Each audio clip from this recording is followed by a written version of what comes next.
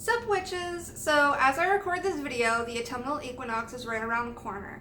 I've been busy preparing to welcome in fall, and I thought this would be a good time to talk about Mabon. This is my favorite time of year. I love the fall, I love the dark half of the year, so Mabon has a very special place in my heart and my spirituality. Mabon, as we know it, has Celtic origins, and in the 20th century it was named for the Welsh god, Mabon, who is the son of an earth goddess. We aren't 100% sure if he was a deity actually worshipped by the ancient Celts.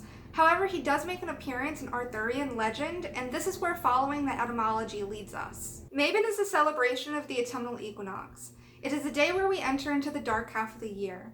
During this time, we honor the changing cycle. Life to death, light to dark, warm to cold. Deities associated with the changing cycle are worshipped during this time, such as Persephone, who is making her descent into the underworld, and the Wiccan god, who is aging and will descend into the underworld during Samhain, both of which will return in spring. The equinox is also very sacred because on this day, night and day are equal. We also find ourselves at the midpoint of the year between the light half of the year and the dark half of the year. It is a time betwixt. We find ourselves betwixt light and dark, betwixt day and night, and because of this, we find association with the other world and the Fae as well. Mabon marks the second harvest. It is a time when we give thanks for the bountiful harvest that we worked so hard on all year. And this is why Mabon is known as the Witches' Thanksgiving. Now that I talked a little bit about why we celebrate, I'm going to talk a little bit about how my family celebrates and what traditions we have. My family likes to decorate for fall either on Mabon or a day or two before.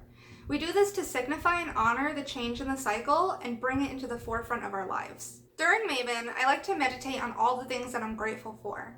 Usually I'll write them down and keep the paper as a charm of positive energy. I also make my family an enchanted Mabon feast.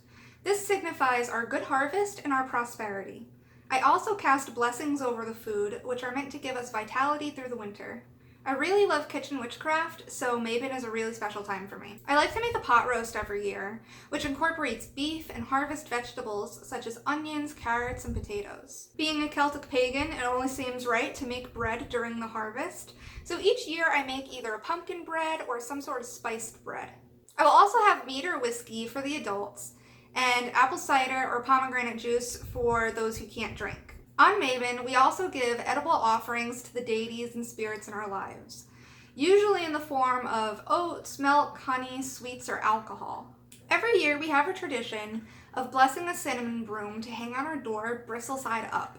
This serves as protection and also welcomes prosperity and love into our home. Mabon marks the day when I begin doing shadow work, which is something I like to do during the dark half of the year. The dark half of the year is a time of retrospection and reinvention. Doing shadow work represents my time in the womb of the earth, so I can be reborn in spring as a better person. I think that's it for my Mabon video.